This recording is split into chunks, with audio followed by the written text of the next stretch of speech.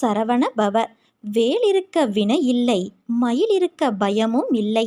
ஏதாவது ஒரு வடிவில் இன்று உன்னை நான் சந்திப்பேன். என்னை அலட்சியமாக எண்ணாதே குழந்தையே. உன் மிகப்பெரிய பிரச்சனை இன்று முடிவுறப் போகிறது. ஓம் முருகா என்று சொல். உன் தந்தையான நான் உன்னை விட்டு விலகவும் மாட்டேன், உன்னை கைவிடவும் மாட்டேன். உன் வீட்டில் தேவைகளுக்கு குறைவு வராமல் காப்பாற்றுவேன். என் வார்த்தைகளை நம்பு. மீதியை உன் தந்தையான நான் பார்த்து கொள்கிறேன். ஏன் இப்படி உன்னை கடுமையாக நீ வருத்தி கொள்கிறாய்? நீ இப்படி உன் உடலை வருத்தி கொண்டு என்னை வழிபட வேண்டாம். நான் உனக்கு துணையாக உனக்குள்ளேயே இருக்கிறேன். அப்படி இருக்கையில் நீ படும் துயரங்களை நான் அறிய மாட்டேனா? நான் உன் வேண்டுதலை என்றும் அலட்சியப்படுத்தியது இல்லை. ஆனால் நீ இப்படி உன்னை வருத்தி கொள்வதை என்னால் தாங்கிக் கொள்ள முடியவில்லை. நீ இப்படி உன்னை வருத்தித்தான் சூழ்ந்துள்ள துயரங்களான திரும்பிய திசையில் எல்லாம் ஏமாற்றம், துரோகம், வஞ்சகம், ஏழ்மை, இன்னும் பல வழிகளும் துயரங்களும் நீங்க வேண்டி நீ முழுமையாக நம்பும் உன் தந்தையை எண்ணி வேண்டிக் கொள்கிறாய். அப்பா சொல்வது சரிதானே? உன் மனதில் இருப்பதை நான் அறிவேன். உன்னை சூழ்ந்துள்ள துயரங்களிலிருந்து தப்பிப்பது எப்படி என யோசித்து தூக்கம் வராமல் தவிக்கின்றாய். உன்னை எல்லோரும் அவமானப்படுத்துவது போலவும், கைவிட்டது போலவும், எல்லாமே இருந்தும் எதுவுமே இல்லாதது போலவும், எல்லோரும் இருந்தும் அனாதை போலவும் இப்போது நீ உணர்கின்றாய். அனைத்தையும் நான் அறிவேன். சங்கடங்களை நினைத்து நம்பிக்கை இழக்கின்ற காலகட்டத்தில் தான் நீ இருக்கின்றாய். உன் கர்ம வினைகளின்படி இது உனக்கு உண்மையான சோதனையான காலம்தான். நான் இல்லை என்று கூறவில்லை. ஆனால் உன் கர்ம வினைகளை அழித்து அதை உனக்கு சாதனை காலமாக மாற்றத்தான் நான் இங்கு போராடி கொண்டு இருக்கிறேன். இன்னும் சிறிது காலத்திற்கு சங்கடங்களை சகித்துக்கொள். உன் நம்பிக்கை என்னும் சக்தியை ஒன்று திரட்டி உன் துயரங்களைக் கண்டு அஞ்சாமல் போராடு. இது நீ திடமான சிந்தையை தக்க வைத்து கொள்ள வேண்டிய காலகட்டம். இறை நாமத்தை உச்சரித்து கொண்டே இரு. எல்லாம் கூடிய விரைவில் மாற்றியமைக்க அப்பா நான் இருக்கிறேன். உன்னை தவிக்கவிட்டு உன் தந்தையான நான் எங்கே போவேன்? உன் வழிகள் என்ன, எப்படி என்று நான் உணராமல் இருப்பேனா? நீ கொஞ்சம் யோசித்துப்பார். நீ வளர்ந்து என் பிள்ளையாய் இருக்கலாம். ஆனால் தாயின் கருவறையின் அணைப்பில்தான் இன்றும் என்றும் இருக்கிறாய். அதையும் மீறி நீ உணர்கிறாய் என்றால் என்ன அர்த்தம்? உன்னை வாழ்வில் மேலோங்க உன் சுய சிந்தனையும் முடிவும் எடுக்கும் பக்குவமும் வரவேண்டும். அதனால்தான் எட்டி நின்று பார்க்கிறேன். நீச்சல் தெரியாமல் துன்பத்திலும் வழியிலும் தத்தளித்த நேரத்தில் உனக்கு நான் பக்கத்தில் நின்றேன். இன்று நீச்சல் ஓரளவிற்கு உனக்கு தெரிந்துவிட்டது. இனிமேலும் உன் அருகில் நான் இருந்தால் எல்லாவற்றிற்கும் என் அப்பா செய்வார் என்று இருப்பாய். நான் சொல்லும் அனைத்தும் உனக்கு சரியா தவறா என்று ஆராயாமல் இருந்த என் பிள்ளையின் மனம் எனக்கு தெரியும். ஆனால் உன் வாழ்க்கையில் நானும் உன்னை சுற்றி நிறைய மக்களும் உள்ளார்கள்.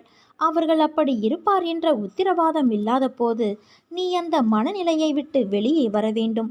அதனால்தான் ஆற்றில் உன்னை இறக்கிவிட்டு அருகிலிருந்து அமைதியாய் உனக்கு நான் உணர்த்தி கொண்டு இருக்கிறேன். இது உன் நல்லதுக்காக. உன்னை உயிராய் நினைக்கும் உன் தந்தையான நான் எப்படி உன்னை விட்டு செல்வேன்? உன்னை விட்டு நான் எப்போதும் விலக மாட்டேன். என்றும் என் அரவணைப்பில் நிம்மதியான நோயற்ற வாழ்வு பெற்று சுபிட்சமாய் வாழ்வாய். இது என் சத்திய வாக்கு. உனக்கு துன்பம் என்ற ஒன்று வந்தால் அதற்குரிய தீர்வும் உதவியும் ஏதோ ஒரு வகையில் உன்னை வந்து சேரும். உன் தந்தையான என் மீது நம்பிக்கை கொள். ஏதோ ஒன்றை அடைவதில் மட்டும்தான் நிம்மதி கிடைக்கும் என்று நினைக்காதே. சிலவற்றை இழந்தால் கூட நிம்மதி கிடைக்கும். அதைத்தான் நான் உன்னிடமிருந்து உன் தந்தையான நான் விலக்கியுள்ளேன். வாழ்க்கையில் நாம் போகின்ற பாதையில் தடங்கள் வராமல் இருந்தால் நீ சரியான பாதையில் போகவில்லை என்று அர்த்தம். பாதையில் வரும் தடங்கள்தான் உன்னை முன்னேற வைக்கும். முன்னேற்றத்திற்கு வழிவரும் இடங்கள்தான் உன்னை நகர்த்தி பார்க்கும் தோல்வி ஒன்று. அந்த தோல்வி உன்னை தாழ்த்தவோ வீசவோ அல்ல குழந்தையே. இருந்த நிலையிலிருந்து உச்சாணி உயரத்தை தொடுவதற்காக. என்றும் பழுத்த காயாகவோ கனியாகவோ பட்டுப்போய் விழமாட்டாய். நீ கீழே விழுவது வீழ்ச்சியல்ல, விதையாய் கீழே உன்னை நான் தான் தூவுகின்றேன். அப்படி தூவிய விதையான உன்னை வரலாறு காணாத உயரத்தில் உயர்த்த எடுக்கும் புது முயற்சிகள்தான் அவை. உனக்கு புதியது. அதனால் அவைகள் உன்னை தள்ளாட வைக்கும். ஒரு விதை மண்ணில் விழுந்து சிறிது காலம் தன் வளர்ச்சிக்கு வெளியில் தான் இருப்பதை காட்டிக்கொள்ளாது. பிறகு செடியாய் மரமாய் வளரும். அப்படி தன் வளர்ச்சியை காண்பிக்க முதலிலே தன் இருப்பிடத்தை பலமாக்கிக் கொள்ளும். அப்போது அது எதிர்நோக்கும் பிரச்சனைகள் நிறைய இருக்கிறது. அதே போலத்தான் நீயும் இருக்கின்றாய். நீ விழுந்திருக்கலாம், ஆனால் அதை தோல்வி என்று கருதாதே.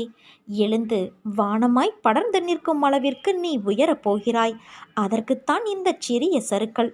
சறுக்கல் என்பது கீழே விழுவதற்கல்ல, மேலே உயர்ந்து செல்ல. உன்னை விதையாய் உன் வாழ்க்கையில் புதிய பாதையில் உன்னை நான் தூவி இருக்கிறேன். சிறிது கடினமாக இருந்த வழிகள் உனக்கு அது உணர்த்தும் பாடமாக இருக்கலாம். ஆனால் நிச்சயம் நீ உயர்வாய் என் குழந்தையே. என்ன இப்படி சொல்கிறீர்களே என்கிறாயா? நான் சொல்வது கால நேரம் பார்த்து சொல்கின்ற சொல் அல்ல, எந்த காலத்தில் நடக்கும் என்ற சொல். எதிர்காலத்தில் உன் காலம் என்று சொல்லப்படும் அளவிற்கு நடக்கும். அதற்கு மறைமுகமாக நான் சொல்லும் சொல் எதிர்காலம். கொஞ்ச தூரம்தான் இருக்கிறது, அதனால்தான் தாமதமாகிறது என்று நினைக்கிறாயல்லவா? ஆனால் அது தாமதமில்லை. உன்னை நீ தயாராக்கிக் கொள்ளும் காலம் இது. வெற்றிக்கான காலம் வந்துவிட்டது. இதில் நீ நிச்சயம் ஜெயிப்பாய். இந்த உலகமே தலைகீழாக மாறலாம், ஆனாலும் நாம் வழி தவறிவிடக்கூடாது. நம்முடைய நிலையிலேயே உறுதியாக நின்று கொண்டு அமைதியாக இவ்வுலகை வேடிக்கை பார்க்க வேண்டும். எதிலும் பொறுமை, எங்கும் பொறுமை கொண்டிரு. உன்னிடத்தில் அனைத்து நல்ல பண்புகளையும் நான் கொடுப்பேன்.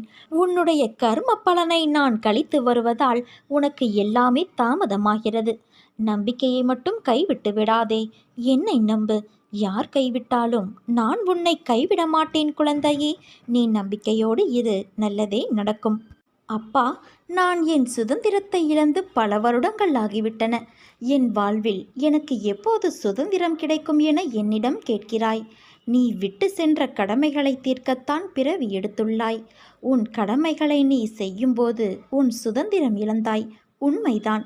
ஆனால் உன் கர்ம வினையை தீர்த்து சுதந்திரத்தை திரும்ப பெறுவாய். வாழ்வில் நீ காண வேண்டிய பல மகிழ்ச்சியான நிகழ்வுகள் அடுத்தடுத்து வரப்போகின்றன. சுதந்திரமாய் அந்த நிகழ்வுகளில் நீ நல்ல உள்ளங்களோடு ஒற்றுமையாக இருந்து மகிழ்வாய். உன் கோபத்தை குறைத்துக்கொள். அவசியமற்ற உரையாடல்களை தவிர்த்துவிடு. எல்லாம் ஜெயமாகும். என்னை எவன் மிகவும் விரும்புகிறானோ அவன் எப்போதும் என்னை காண்கிறான். என்னை விட்டு நீங்கினால் இந்த உலகமே அவனுக்கு சூனியமாக தோன்றுகிறது. என் கதைகளைத் தவிர பிறவற்றை அவன் கூறுவது கிடையாது. இடையறாது என்னையே தியானித்து என் நாமத்தையே ஜெபம் செய்கிறான். முழுமையாக தன்னை என்னிடம் சமர்ப்பித்து என்னையே எப்போதும் எவன் நினைவில் கொள்கிறானோ அவனுக்கு நான் கடன்பட்டதாக உணர்கின்றேன். அவனுக்கு விடுதலை அளித்து என் கடனை தீர்ப்பேன். என்னை நினைத்து எனக்காக ஏங்குபவனையும் எதையும் முதலில் என்னை நினைக்காமல் உண்ணாதவன் பாலும் நான் சார்ந்திருக்கின்றேன். என்னிடம் வருபவன் ஆறானது கடலோடு ஒன்றாவது போல என்னோடு இரண்டர கலக்கிறான். பெருமையையும் அகங்காரத்தையும் விட்டொழித்துவிட்டு எல்லளவும் அவற்றின் அடையாளம் கூட இல்லாதபடி விலக்கி உன் இதயத்தை அமர்ந்து கொண்டு இருக்கிற என்னிடம் உன்னை பூரணமாக சமர்ப்பித்துவிடு. நீ தொலை தூரமோ எங்கெங்கேயோ என்னை தேடிக்கொண்டு போக வேண்டாம்.